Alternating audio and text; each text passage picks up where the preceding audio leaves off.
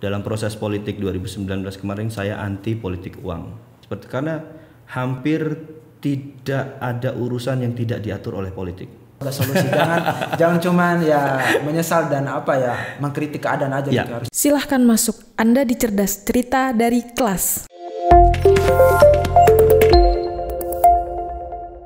Selamat datang kembali di Cerdas.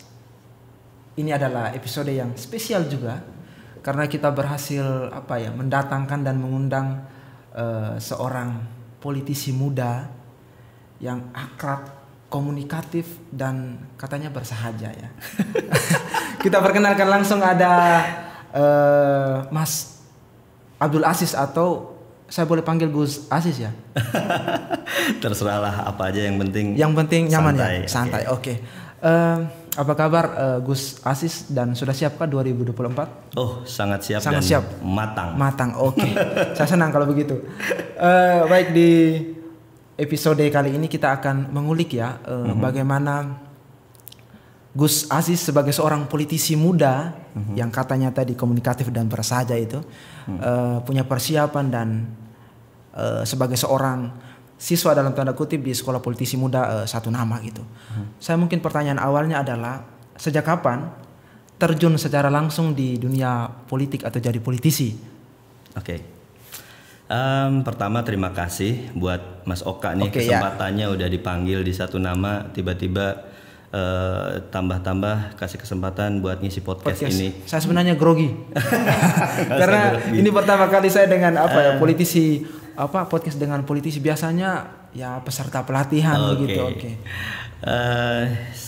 Ini ya saya ucapkan terima kasih atas kesempatan podcast ini. Ini jadi kesempatan yang lebih buat saya. Mudah-mudahan sharing aja ya. Ya, benar. Ini bisa bermanfaat buat kita, buat anak-anak muda yang mungkin masih banyak banget di Indonesia yang apatis atau tidak peduli terhadap politik. Oke. Pertanyaannya tadi, sejak kapan di politik? Ya. Sejak kapan di politik?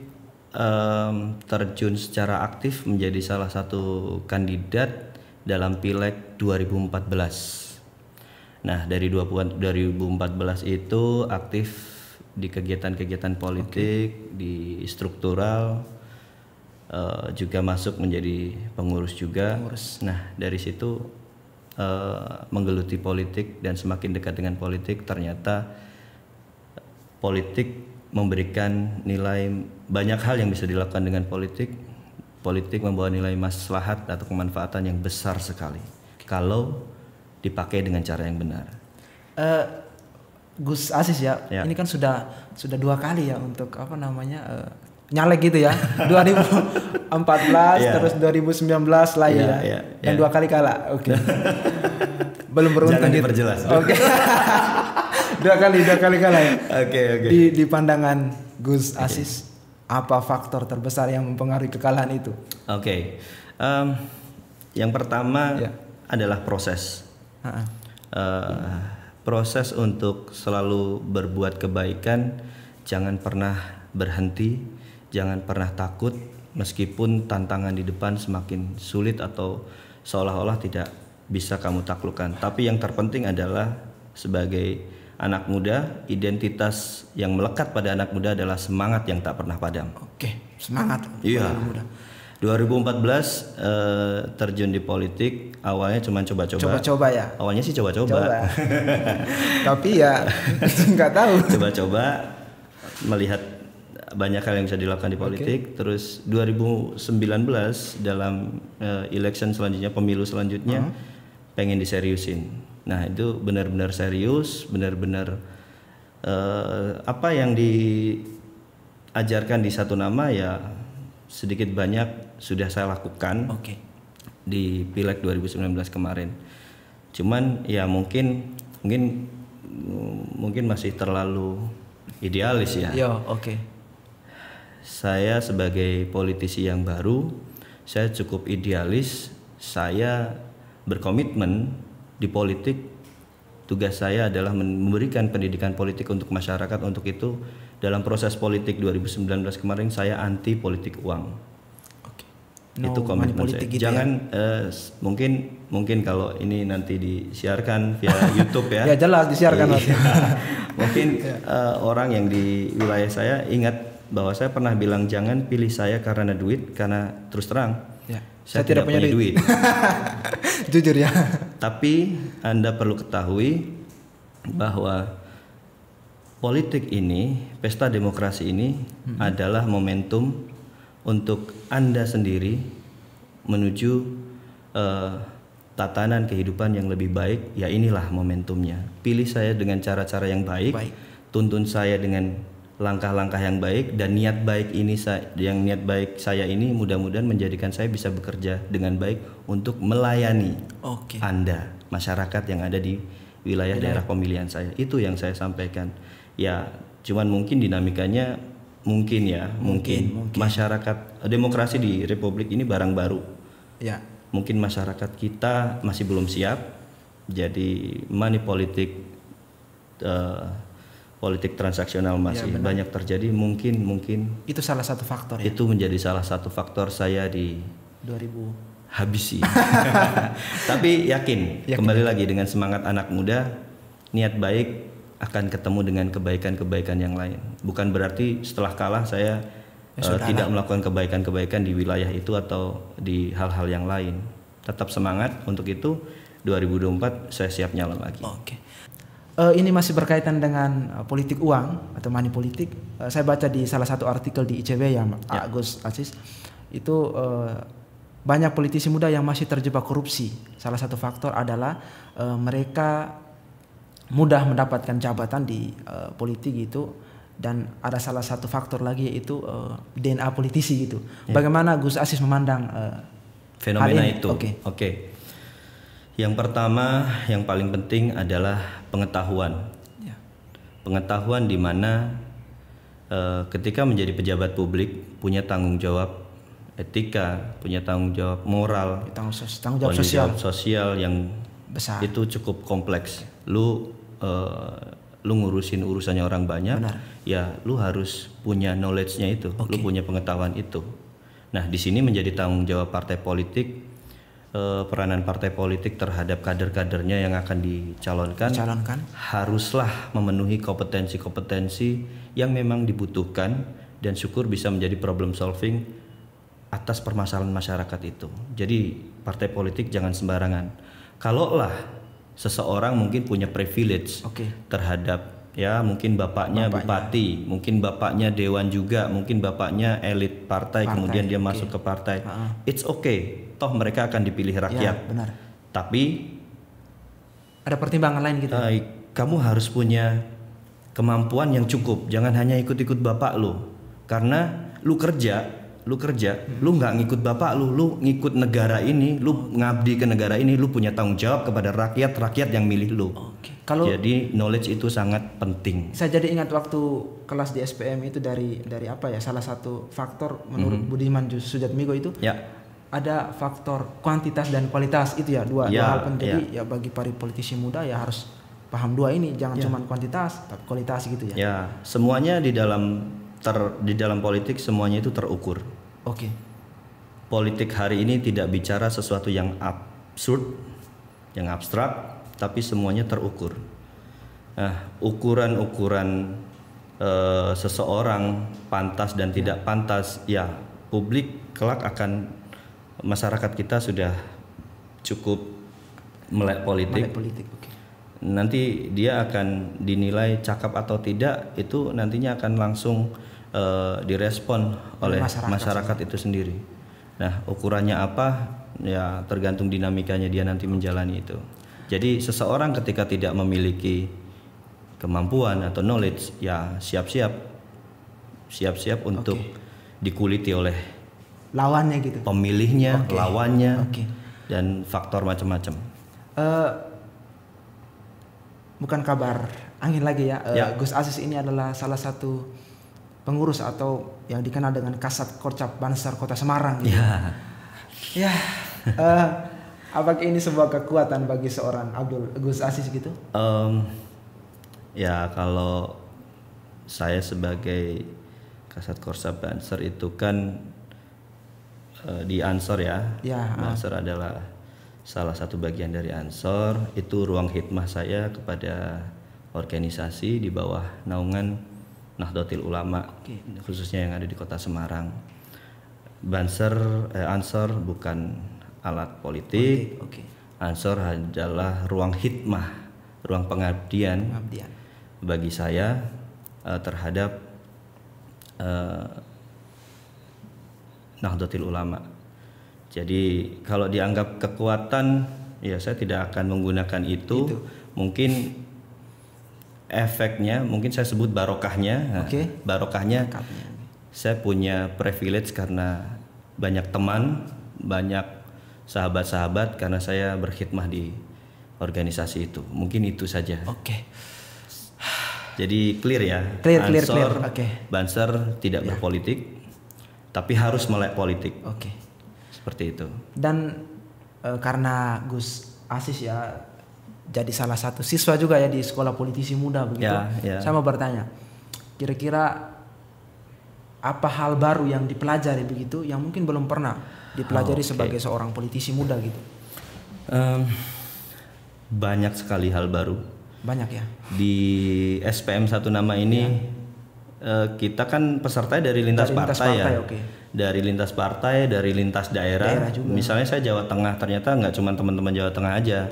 Ada dari Lampung, Sulawesi, Kalimantan, macam-macam. Semua kumpul di sini. Anak-anak muda dari lintas partai di Indonesia. Boleh saya bilang, saya cukup bersyukur bisa berkumpul dan sharing dengan semua teman-teman yang ada di sini. Banyak hal baru. Sekalipun kita dari beda-beda partai, di dalam 1 Nama ini setidaknya kita bisa melihat framing yang nyata, framing fokus satu tujuan terhadap perbaikan-perbaikan Indonesia yang lebih baik melalui politisi-politisi muda ini. Nah, terkait apa hal yang baru, setidaknya dari materi-materi yang diberikan, yang semua narasumbernya itu luar biasa, kompeten ya. Dan kalau boleh tahu siapa sih yang narasumber yang terfavorit buat Gus Aziz ya? Terfavorit ya tentu Pak Met ya. Pak Met. Sebentar. Lanjut yang tadi. Lanjut yang tadi. Ya, saya potong. Apa tadi? Hal yang baru yang dipelajari. Setidaknya di 1 Nama ini kita yang dari lintas partai ditegaskan bahwa kita semua punya tugas dan tanggung jawab untuk kebaikan Indonesia, untuk kebaikan bangsa ini di arah masa depan. Apapun kepentingan atau apapun latar belakang parpolnya, tujuannya adalah membuat Indonesia lebih baik. Itu mungkin sesuai dengan tagline dari SPM ya, For Better Democracy ya. Ya, betul sekali. Tanpa politik uang, mencerdaskan bangsa ini dengan nilai-nilai ideal yang sebenarnya. Untuk itu di dalam materinya ada penegasan-penegasan tentang etika politik, tentang bagaimana strategic thinking dan lain sebagainya. Dan itu menegaskan kepada kita dalam politik ini loh, ada banyak nilai-nilai kebaikan, tapi lu harus ngerti, lu kudu pinter, lu kudu paham etika, karena pejabat publik itu segala hal yang meliputi kehidupannya akan disorot dengan banyak orang. Kita diajarin branding, kita diajarin banyak hal. Jadi kalau boleh saya bilang 1 Nama isinya daging semua. Lemaknya nggak ada ya? Daging semua. Terus balik ke narasumber favorit saya dengan sangat hormat, dengan sangat bangga kepada pembina 1 Nama. Pak Met atau Pak Memet. Pak Memet ya, panggilan ininya. Iya, panggilan akrabnya, panggil saya Pak Memet. Kenapa saya memilih beliau?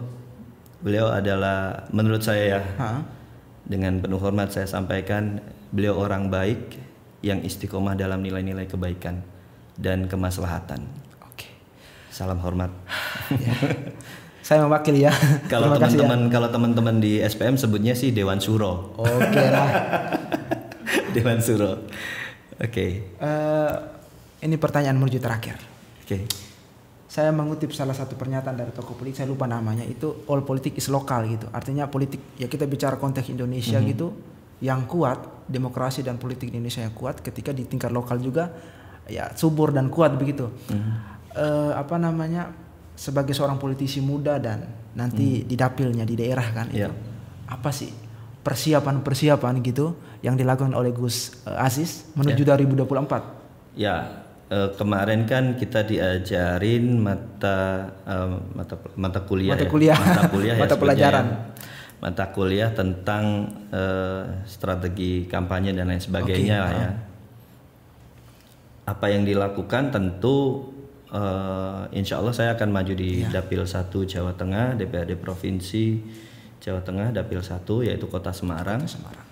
Karena luas wilayahnya yang cukup, Kota Semarang yang cukup luas, ya tentu yang perlu dibangun awareness. Bagaimana membangun awareness kepada publik yang ada di daerah pemilihan saya, itu yang terus atau mungkin yang sampai dengan saat ini saya lakukan. Prakteknya bisa macam-macam, kita bisa canvassing, bisa sosialisasi macam-macam. Itu yang terus saya lakukan sampai dengan saat ini, sampai nanti mendekati waktunya how to drive sampai pengamanan suara, security, voice-nya dan lain sebagainya. Itu semuanya sudah dalam roadmap pemenangan. Mungkin itu yang menjadi persiapan dan insya Allah sudah matang. Sudah kelar kita doakan ya. Semoga ini tidak hat-trick ya. Jangan keras-keras. Sorry. Jadi secara tidak langsung membangun kesadaran begitu ya. Awareness dari publik khususnya di wilayah dapil Gus Aziz, untuk bisa jadi melihat Gus Aziz sebagai seorang politisi muda yang komunikatif kayak tadi atau bersahaja, akrab gitu ya. Yang terpenting adalah menjadi problem solver. Pemecah masalah gitu ya. Jadi anggota dewan itu ya solusi. Anggota dewan itu hope, harapan. Anggota dewan itu harapan rakyat yang benar-benar bekerja untuk rakyat dan menjadi solusi atas segala permasalahan rakyat, apapun. Bukan mereka jadi yang bukan menjadi masalah, tapi harus bukan menjadi masalah ataupun menjadi beban untuk masyarakat. Misalnya korupsi dan lain sebagainya. Ini pertanyaan terakhir, Gus Aziz. Berdasarkan survei ya, itu ada 30%, angka yang besar juga ya. Anak muda itu apatis atau tidak peduli dengan isu-isu politik. Dan bagaimana sih pesan kunci atau apa pesan kunci dari Gus Aziz dengan fenomena ini? Tentu yang pertama saya merasa prihatin. 30% adalah angka yang besar. Sedangkan kita tahu anak muda adalah penerus bangsa. Harapan bangsa ini ke depan seperti apa dan bagaimana? Apa jadinya ketika mereka apatis dan tidak peduli terhadap politik? Bagaimana arah bangsa ini, masa depan bangsa ini, kalau mereka tidak ngerti apa yang sebenarnya esensi apa yang harus mereka lakukan untuk bangsa ini. Cuman ya kalau bahasa orang Jawa, ora maido. Ya, ora maido tuh ya bisa dimaklumi. Karena mungkin ada faktor sebab akibat. Benar. Kenapa mereka apatis? Kalau saya lihat mungkin dari sisi pemberitaan media yang terlalu over expose terhadap berita-berita negatif tentang politik. Seolah-olah politik tidak punya nilai kemaslahatan, tidak punya nilai-nilai kebaikan. Di framing dengan berbagai macam hal yang kesannya ya bad news is good news, ya hanya memperdulikan rating, yang hanya memperdulikan mungkin media cetak oplah. Kalau menceritakan hal-hal yang negatif itu sesuatu yang punya nilai jual ya. Makanya konflik itu biasanya jadi sebuah nilai berita gitu ya. Kita harus move on dari itu ketika berbicara politik yang orientasinya adalah untuk membangun nilai kebaikan. Jadi biar anak-anak muda ngerasa politik ya memang benar-benar sesuatu yang asik. Sesuatu hal yang menyenangkan, dan politik itu ya harus gue lakuin seperti, karena hampir tidak ada urusan yang tidak diatur oleh politik, ekonomi, sosial, budaya, pendidikan, Semua itu semua itu berpengaruh di dalam politik ya kan. Kalau mereka apatis, terus piye? Bagaimana? Bingung ya kan? Iya kan?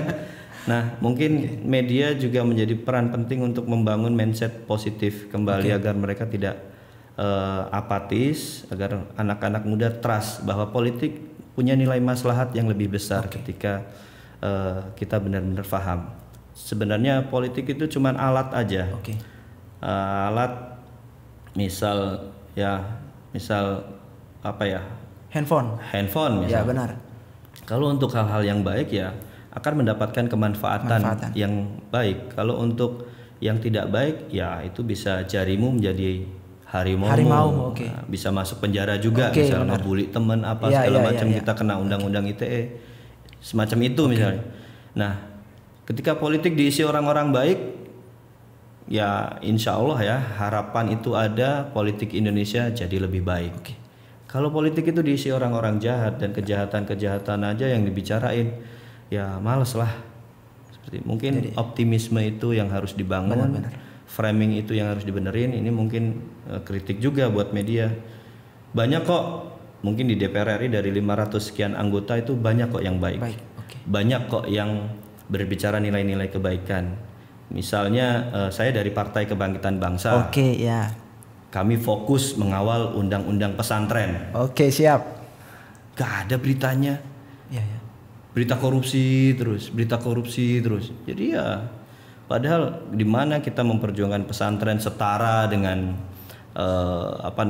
sekolah yang lainnya. Anak-anak santri juga punya kesempatan yang sama dan lain sebagainya dengan sekolah-sekolah formal yang lainnya. Jadi kita sebagai anak bangsa semuanya setara, sejajar, punya kesempatan yang sama untuk membangun peradaban yang lebih baik ke depan. Nah, itulah optimisme, itulah yang harus dijaga. Tagline saya di 2019 kemarin adalah merawat optimisme. 2024 tetap? Insya Allah tetap. Merawat optimisme. Ya? Jadi saya boleh simpulkan tadi di pernyataan terakhir bahwa ya kenapa anak muda apatis itu kan ada faktor ya kan.